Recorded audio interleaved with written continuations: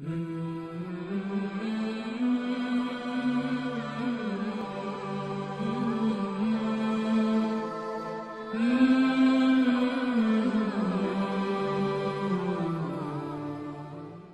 warahmatullahi wabarakatuh. Ustaz, Waalaikumsalam warahmatullahi wabarakatuh. Maaf Ustaz, izin bertanya. Saya langsung ke pertanyaannya. Saya sering melakukan hal yang tidak semestinya.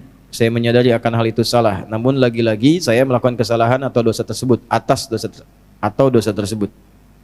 Terlebih susah dalam mengendalikan syahwat dikarenakan pengalaman buruk yang pernah saya alami di waktu sebelumnya.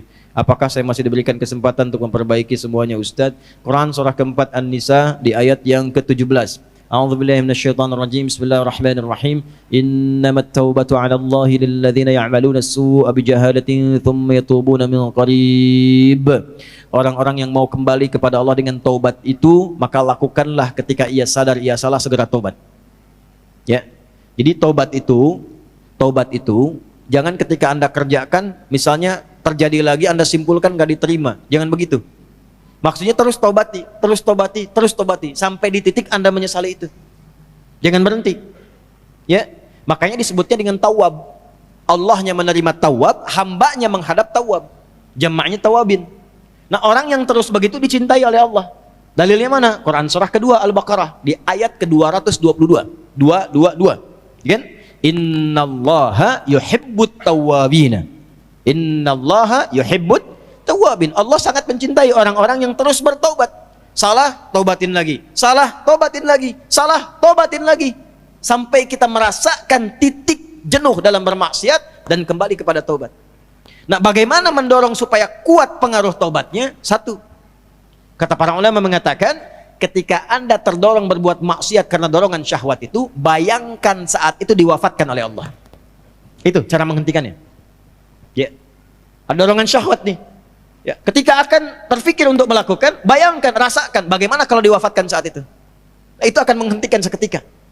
Ya, seketika itu akan berhenti. Nah, setelah itu bagaimana? Cari suhbatus sholihin, bergaul dengan orang soleh yang menghindari lingkungan tadi. Ya, kalau tayangan, hilangkan tayangannya, ganti dengan yang baik-baik. Bacaan, mulai hilangkan yang buruk, ganti dengan yang baik. Untuk menemukan itu, bergaul dengan orang soleh. Lihat, Anda pelajar di kampus, cari orang soleh. Ya, temani dia terus. Temani supaya mendapatkan bagian dari kesolehannya. Setelah itu latihan selanjutnya yang pertama salat. Karena salat itu kuncinya. Inna sholata tanha 'anil fahsya'i wal. Nah, syahwat itu munculnya dari fahsya. Pornografi, porno aksi, LGBT, kata-kata jorok dan lain sebagainya, itu dari syahwatnya fahsya. Pencegah utamanya adalah salat. Maka dalam sujud mohonkan khusus kepada Allah supaya bisa dibimbing, diberikan kekuatan oleh Allah untuk mengendalikan syahwatnya. Satu, taubat jangan berhenti, optimis terus. Yang kedua, rasakan kalau akan terfikir berbuat maksiat akan diwafatkan. Yang ketiga, cari teman yang soleh. Yang keempat, sholat optimalkan. Yang kelima, latihan puasa. Gitu ya. Sebab puasa itu paling efektif untuk bisa mencegah maksiat. Ya, Anda kalau syahwat sedang muncul, sedang puasa, nggak akan dilakukan. Berat untuk melakukan itu. Minimal pertama takut batal puasanya. Takut batal, kesananya lagi itu akan terbiasa. Ya, akan terbiasa. Ya, yang biasa buka juga kalau puasa kan memang setengah-setengah dulu. Ya, kan dulu pernah saya waktu di Kalimantan ada cerita dari Sumedang. Preman tobat, pensiun. Kemudian dia puasa. Ya, begitu dia lewat lihat rumah makan tuh.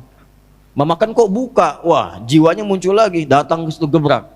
Pak, apa nggak tahu ini waktunya puasa? Jangan begini dong, tutup katanya. Tutup. Jangan kelihatan orang, tutup. Begitu ditutup, udah selesai, es teh manis satu Pak. Rupanya dia cuma sanggup sampai siang. Tapi alhamdulillah kan sudah mulai kan. Besoknya tambah lagi. Makanya sebelum nanti masuk Ramadan, nanti kita belajar. Ya, di awal bulan ya, di Tanah Kusir. Kita akan belajar, salah satunya adalah latihan puasa sunnah. Itulah sebabnya nanti kenapa Sya'ban Nabi banyak puasa, sunnah. Ya.